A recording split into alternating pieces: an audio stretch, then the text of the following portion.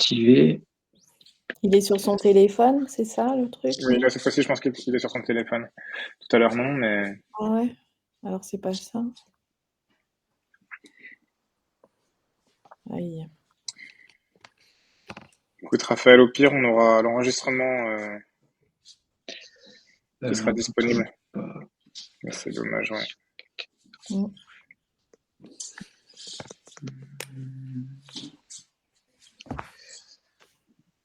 Je vais tenter excusez-moi, je vais tenter de me connecter via mon PC professionnel. Je vais voir si ça fonctionne. Ok, pas de souci, Désolé, j'arrive. pas de problème.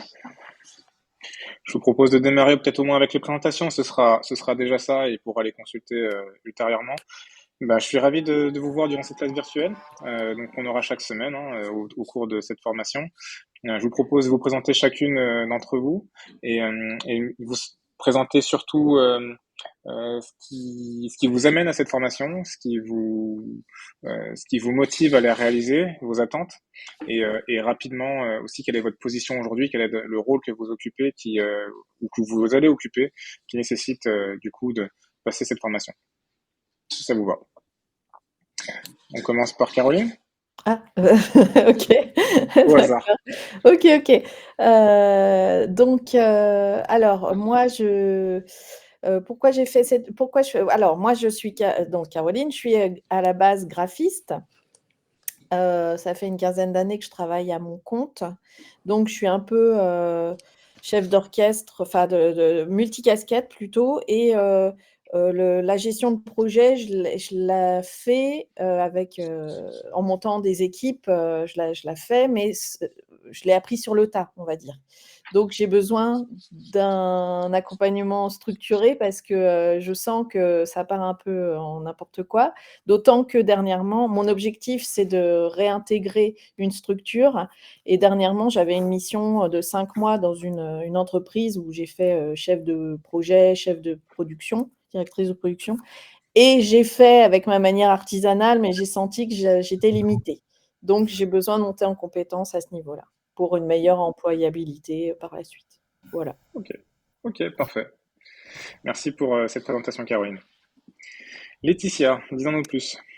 Alors moi je suis RH en fait.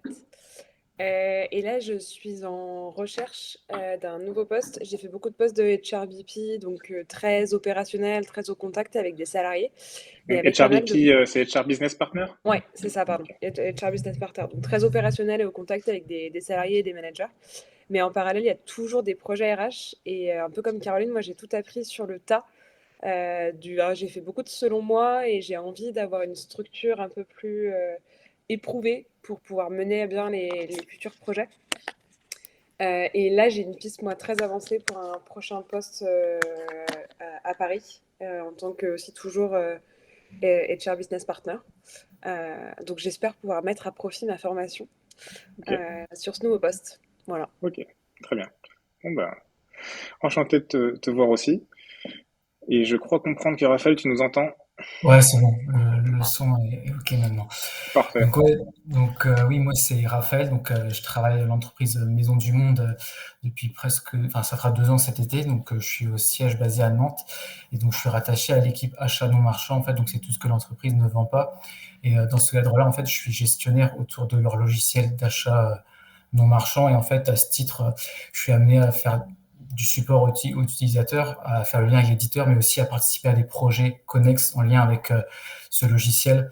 Donc ouais, je suis partie prenante dans certains projets et puis voilà, cette formation aussi, elle m'a intéressé pour aussi la suite et pour faire évoluer aussi mon poste actuel et pour pouvoir me projeter aussi pour la suite avec des projets avec plus d'ampleur et voilà, plus de Très bien. responsabilité aussi. Très bien. Bah, parfait. Ben, du coup, ce qui vous rassemble, c'est que vous avez une projection de faire mieux avec la gestion de projet, de pouvoir vous l'approprier, d'utiliser des méthodes. J'ai moi aussi démarré sur le tas.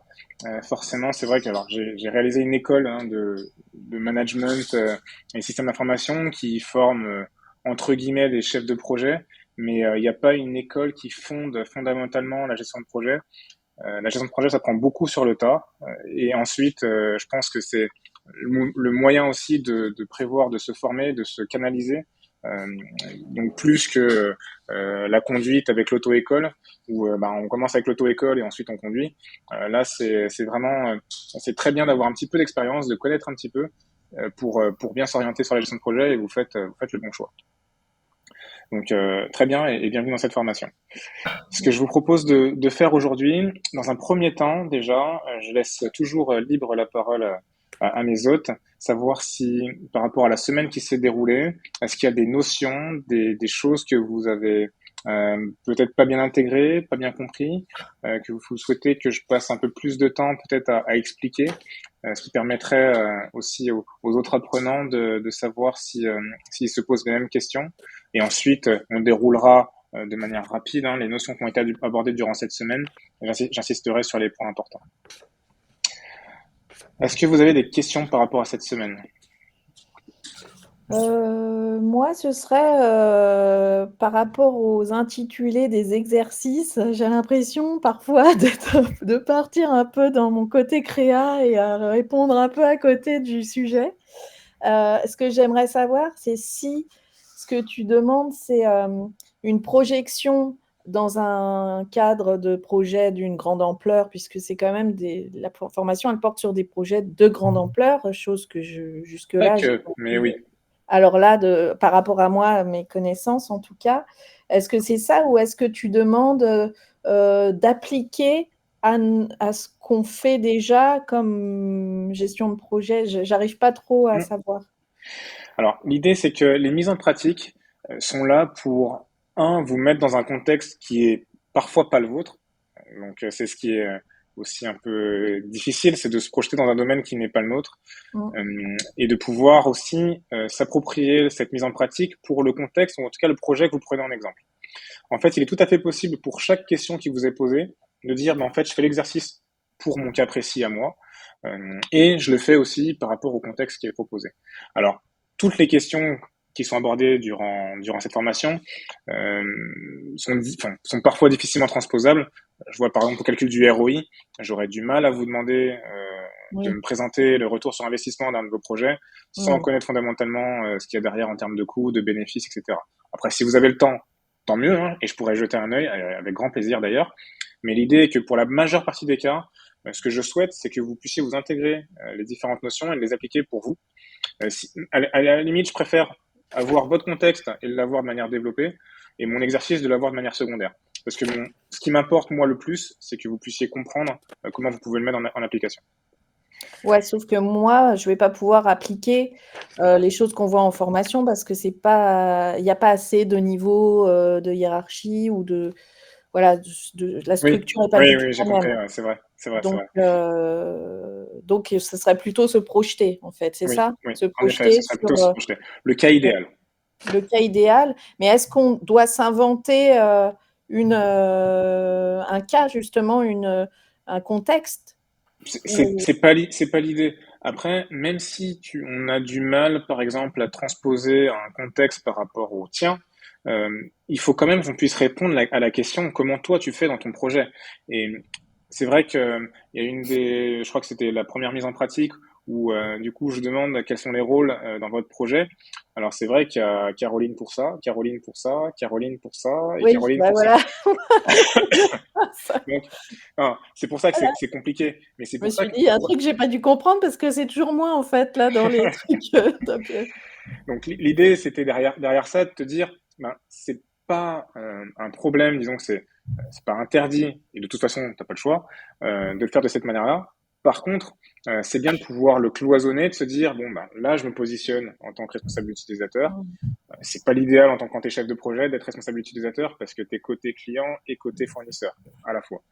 Par contre, tu peux très bien être chef de projet, être responsable fournisseur et responsable d'équipe à la fois, puisque tous ces rôles fournissent un service, fournissent un produit au projet. Donc du coup, on se situe quelque part tous du même côté du projet.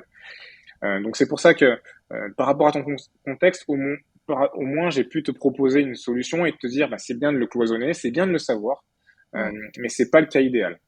Et je te demande pas d'inventer une vie par rapport à ton projet. L'idée c'est qu'on puisse quand même se l'approprier. C'est pas un souci. Ok, merci. Bon, bah, j'essaierai de voir pour les prochains exercices, mais bon, même le tout dernier, je suis pas sûre d'avoir bien saisi. On va voir, on va voir Bien. ensemble. Est-ce qu'il y a d'autres questions? Oui? Non, pas forcément d'autres questions. Après, oui, pour ma part, je suis pas allé au bout cette semaine. Là, je vais finir d'ici la fin de semaine les différentes mises en pratique. Mais après, oui, c'est vrai que comme Caroline, pour la mise en pratique, sur décrire les différents rôles par rapport à son projet, c'était pas forcément évident pour moi de mettre quelqu'un, chaque rôle dans chaque case, en fait. Euh, mais oui, après, ouais, je pense que oui. Par exemple, si mon cas, j'ai pas forcément de budget dans le projet que j'ai décrit. Donc après, si ça pose pas de problème, effectivement, je vais essayer de rester aussi sur un cas qui correspond à ce que je fais en entreprise. Ça peut Oui, être... bien sûr. Ouais, très bien. Parfait. Si pas d'autres questions, on va revoir ensemble ce qui a été abordé durant cette semaine. Je vais partager mon écran. Tac. Et on va voir si vous avez d'autres interrogations.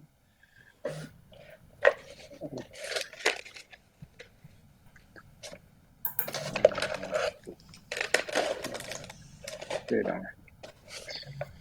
Nickel.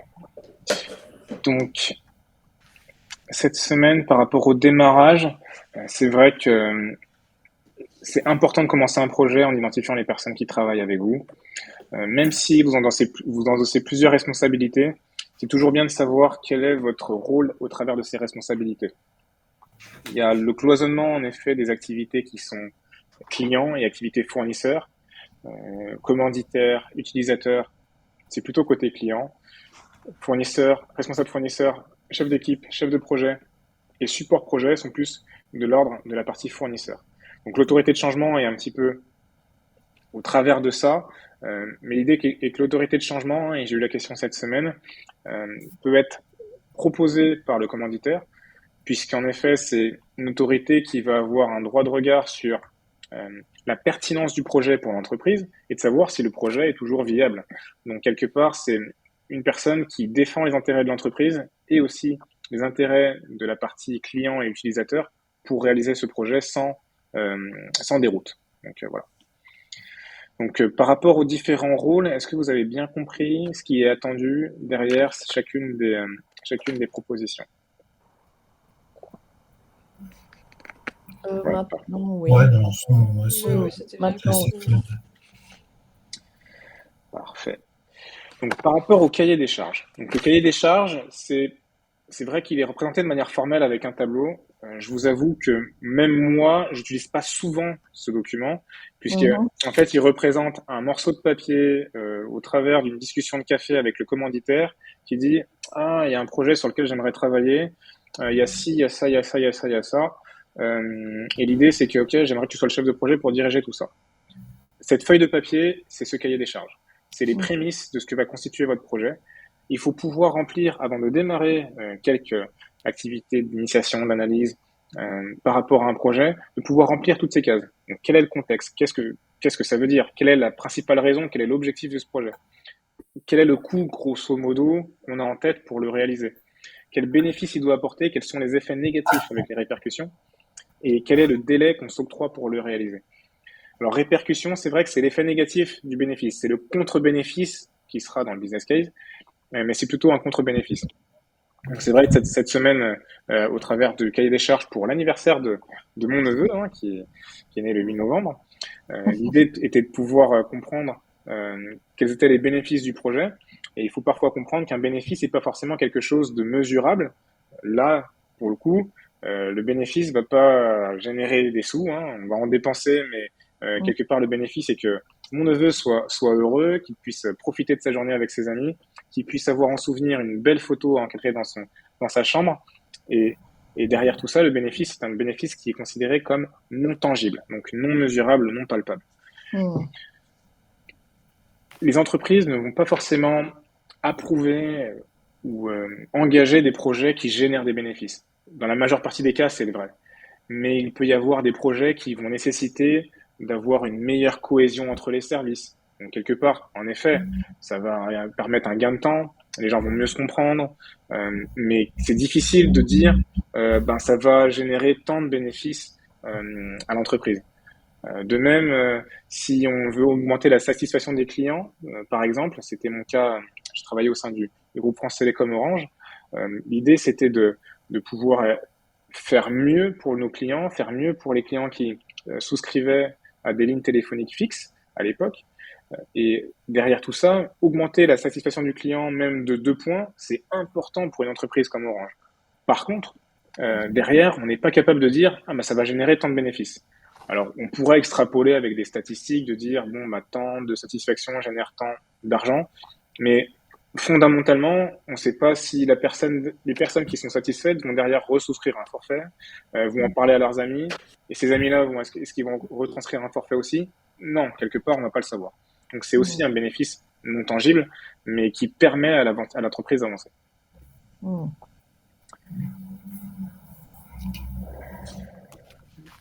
Le business case, lui, va être plus détaillé. Donc, le business case, c'est une traduction plus formelle du cahier des charges. Quelque part, on peut commencer le projet en élaborant ce business case et passer au travers du cahier des charges, mais c'est bien, et en tout cas c'est ce que je propose, de tout faire par étapes. Donc le cahier des charges pour les prémices, le business case pour le document officiel. Et en effet, pour passer du cahier des charges au business case, il y a un travail qui est à faire. L'entreprise veut que vous formalisiez l'ensemble de ce qui est demandé pour le projet. Donc résumer l'histoire du projet, d'où on vient, où est-ce qu'on va, le contexte, dans quel environnement on se trouve, est-ce que c'est un environnement changeant, quelles sont les perspectives, quels utilisateurs vont être touchés, les bénéfices qui sont attendus. Donc, on s'attend à remplacer le logiciel et qui coûtera moins cher parce que en fait on le répartit pour plusieurs pays alors qu'avant il y avait une dizaine de pays qui utilisent chacun leur application et chacun paye de son côté. C'est factuel, mais quelque part on se dit qu'on va retirer des coûts locaux pour centraliser un coût qui sera moins cher quelque part. Le bénéfice sera la différence du coup de ce qu'on paye avant versus ce qu'on va payer demain. Donc c'est aussi quelque chose d'important. Le contre-bénéfice sera plus quelque chose qui sera de l'ordre du négatif. Donc on s'attend peut-être à ce que des personnes soient réfractaires à un changement, ce qui est souvent le cas. En tant que Français, nous tous, dès qu'il y a quelque chose qui change, on n'est jamais content. Mais quelque part, c'est un contre-bénéfice qu'il faut pouvoir identifier. Il est parfois difficile de le mesurer, puisqu'une personne qui est réfractaire, par exemple, au changement, va mettre du temps à être sollicitée, va mettre du temps à attraper, à être convaincu que le projet est satisfaisant et que le projet a des bénéfices pour lui. Mais il faut pouvoir l'identifier. Le délai, donc là, pas de détails. On veut savoir quand est-ce que le projet démarre, quand est-ce qu'il s'arrête, quand est-ce qu'il est prévu de se terminer. Et il englobe l'ensemble des phases du projet. Le coût du projet va inclure toutes les dépenses du projet, que ce soit les personnes, le matériel, les logiciels, les forfaits, les locations, s'il y en a. Mais derrière, chaque entreprise a sa manière de calculer le coût d'un projet. Que vous soyez une personne qui soit employée par l'entreprise, une personne qui est un prestataire, vous n'allez pas avoir le même coût.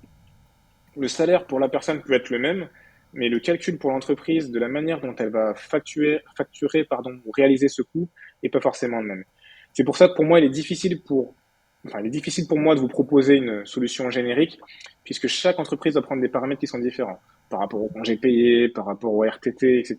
Le calcul du coût d'une personne est différent.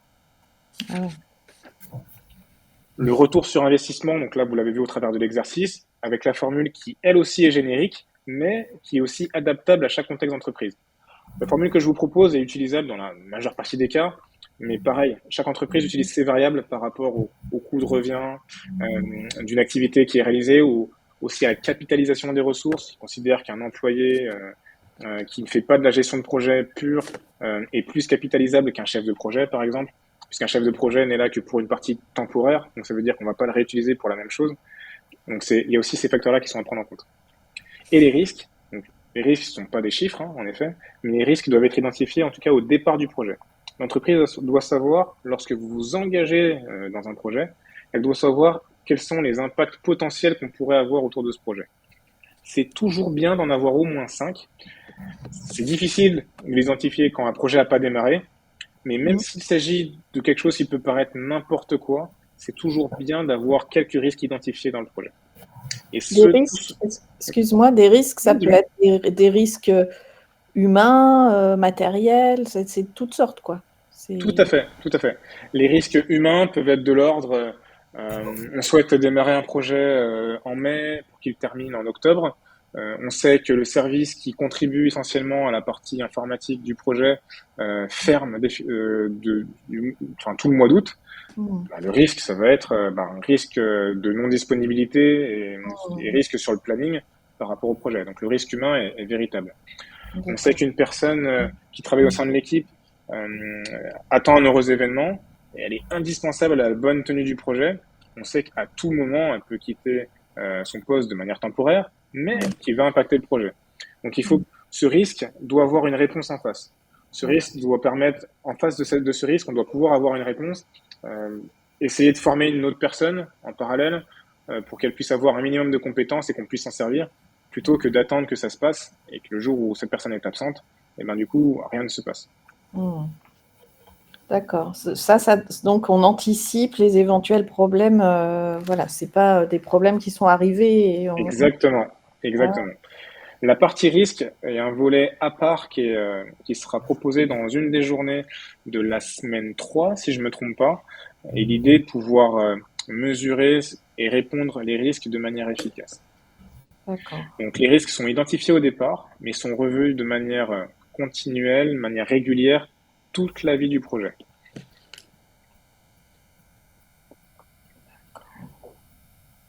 Est-ce que vous avez des questions par rapport aux différents paramètres du business case? Non, c'est OK pour moi. Oui, c'est OK, c'est bon. J'avais lu contexte et problématique dans la formation. J'avais vu qu'il y avait les deux mots, mais pour moi, c'est la même chose. Non? Excuse-moi, tu peux répéter? Excuse-moi. J'ai pas entendu. J'avais lu dans la formation, à un moment, c'était marqué contexte et un autre problématique, comme si c'était deux points différents. Oui. Pour moi, le contexte et la problématique, je pense que ça englobe la même chose. Ouais, la problématique, la problématique va répondre à l'interrogation. Quelque part, le projet doit répondre à cette problématique. C'est quelque part inclus dans le sommaire. Donc le sommaire, c'est quel projet que je peux prendre en exemple. On veut remplacer un logiciel qui est vieillissant. On sait que ça nous fait perdre du temps parce qu'il faut attendre que les traitements se réalisent au sein du logiciel, à l'intérieur du logiciel.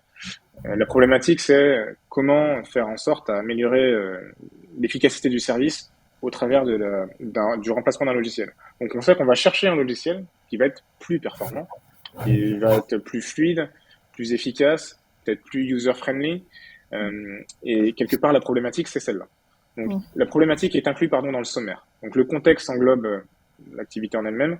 La problématique, c'est quelle question on pose qui va permettre d'être répondue par le projet. Ok. Alors, j'ai vu que Florian a posté une question. Je n'avais pas vu qu'il avait écrit précédemment. Donc, on doit anticiper le plan de prévention lors du business case. Alors, il faut savoir ce qu'on met derrière plan de prévention. C'est peut-être lié à un contexte qui est spécifique. Je te laisse me dire, Florian, ce que tu penses derrière plan de prévention. Tu peux l'écrire dans le chat, j'y répondrai. Ah, des travaux, ok. Oui, le plan de prévention, c'est tout ce qui est lié aussi à la sécurité, il me semble. Le plan de prévention, il peut être, inclus dans le business case. C'est peut-être un petit peu en dehors des risques, mais pour moi, c'est quelque chose qui peut être aussi identifié, qualifié dans un business case et être utilisé au sein du projet. Oui, c'est pas un problème, en effet. Je t'en prie. Tac. Est-ce qu'il y a d'autres questions par rapport aux paramètres du business case? Non, c'est bon. Non, c'est OK. Et pour terminer sur cette semaine de formation, il y a l'aspect communication. Alors j'ai vu, Caroline, que tu m'as écrit un mail, j'ai pas eu le temps de tout lire et tout retransmettre. Mais juste pour synthétiser, La matrice et le plan de communication sont le cas idéal si vraiment on a un projet d'envergure qui nécessite aussi d'avoir des communications qui se transmettent à différentes parties prenantes. D'ailleurs, derrière parties prenantes, je pense que je fais un audio par rapport à ce rôle au sein du projet. Ce sont toutes les personnes qui gravitent autour du projet mais qui n'ont pas forcément une contribution forte.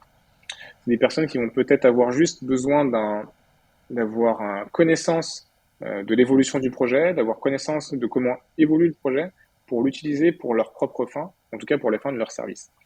Par exemple, ce logiciel qui doit être changé, qui doit être modifié, l'équipe maintenance qui sera en charge de la maintenance de tous les logiciels de l'entreprise doit savoir à quel moment le logiciel va être livré pour prendre la main dessus et être sûr de pouvoir réaliser la maintenance efficacement. Alors, en effet, pour le projet en lui-même, ils ne seront pas contributeurs, ils ne vont pas réaliser aucune activité au sein du projet. Par contre, lorsque le projet arrive à sa fin, ils vont être là pour récupérer les informations qui sont nécessaires pour la bonne réalisation de la maintenance. C'est un exemple. Donc la matrice et le plan de communication sont deux tableaux qui doivent vous permettre de ne rien oublier. Ça veut dire que vous avez le nez dans le guidon, vous avez vos réunions, votre activité avec toutes les équipes, et des échéances se passent, et vous vous dites « Ah oui, il ne faut pas que j'oublie de communiquer ». Et c'est clair que la matrice et le plan doivent vous dire « Ah ok, donc en fait, si je dois envoyer cette communication pour un go live ou une mise en production qui s'est réalisée, il faut que j'envoie à telle personne. Ok, ça c'est bon, hop, c'est envoyé, c'est coché. Pareil pour la partie plan. Vous savez qu'à différentes étapes du projet, il y a une communication à envoyer. Et toutes ces communications qui sont planifiées, vous pouvez même vous mettre un petit nota bene dans votre calendrier et vous dire « Ah, là, c'est autour de fin mai, on avait prévu de communiquer au travers de la phase d'exécution. On s'est dit que tous les 2 mois, on ferait une newsletter, peu importe. Mais au moins, vous l'avez identifié dans votre calendrier, vous avez votre plan et vous le respectez. Ça vous permet de communiquer, d'être sûr de communiquer de manière régulière et aussi de n'oublier personne. Donc, il y a des personnes qui peuvent avoir cette information, peuvent avoir la nécessité de l'avoir. Le commanditaire peut vous aider à vous dire, écoutez, ces services-là doivent être informés, ceux-là aussi. Par contre, lorsqu'il s'agit de tests techniques, moi je m'en fous, je ne veux pas savoir, vous voyez entre vous. Au moins vous savez qui doit avoir l'info, qui ne doit pas l'avoir. Et si un jour on vous dit pourquoi je ne l'ai pas eu, je dis écoutez, moi je ne vous ai pas dans la partie matrice, si je dois vous ajouter, je vous ajoute, mais au moins c'est clair, vous avez votre plan et c'est carré. Très bien. Est-ce que vous avez des questions par rapport à toutes ces notions qui ont été abordées durant cette semaine? Non,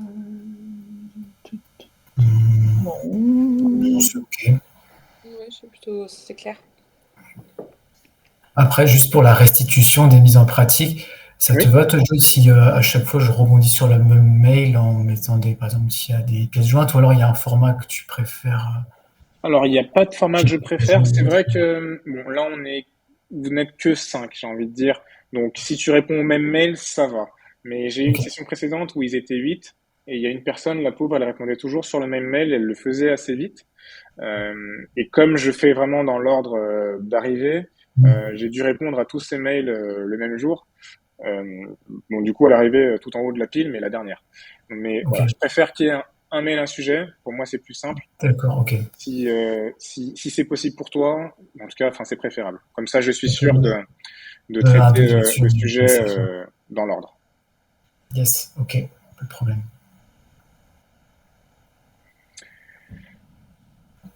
Donc, normalement, vous vous êtes pressenti pour passer la formation, la session de certification au 11 juillet, je crois bien. Ah, d'accord. Et ça se passe comment, ça? C'est en présentiel ou c'est en quoi? Non, je sais pas. Donc, il faut aller à Gibraltar. Super, moi j'adore voyager, donc ça me va bien. Non, ça aurait été bien. Non, c'est bien à distance. C'est une certification qui se réalise entièrement à distance avec votre caméra allumée. On vous transmettra un document Word qui sera une étude de cas avec différentes questions. Et l'idée est que vous puissiez répondre aux questions dans le temps imparti qui est de 2 heures. Cette étude de cas, l'idée est de pouvoir répondre aux questions de manière la plus logique possible, mais qu'on puisse identifier votre manière de raisonner comme un chef de projet. Un ou une chef de projet, évidemment. Donc l'idée est de pouvoir comprendre qu'au travers de ce que vous avez appris, vous avez acquis le déroulement, le cheminement du chef de projet. L'idée est de pas recracher le cours tel qu'il est. Je suis pas un maître chef de projet. Je ne suis qu'un chef de projet avec de l'expérience qui souhaite la partager. Et cette expérience, elle a en effet de la valeur, mais l'idée est de pas vous recracher exactement mon cours. Les personnes qui vont vous corriger n'ont eux-mêmes pas vu ce cours-là. Ils veulent juste évaluer des chefs de projet qui ont passé une formation. Donc, le déroulement, le cheminement sera important, plus que la réponse. Une erreur de 2% sur le ROI a très peu d'importance. Le but, c'est qu'on ait compris que vous avez pris les bons paramètres, soustrait par les bons, divisé par les bons, pour vous dire, ok, le ROI est positif parce que globalement c'est ça. Si on voit dans le cheminement qu'il y a eu une coquille, on va pas s'attarder là-dessus. Mais c'est clair que c'est quand même important, et toujours, de bien lire l'énoncé pour aussi bien retransmettre les réponses. Et on peut avoir nos notes, les notes qu'on a prises pendant la formation.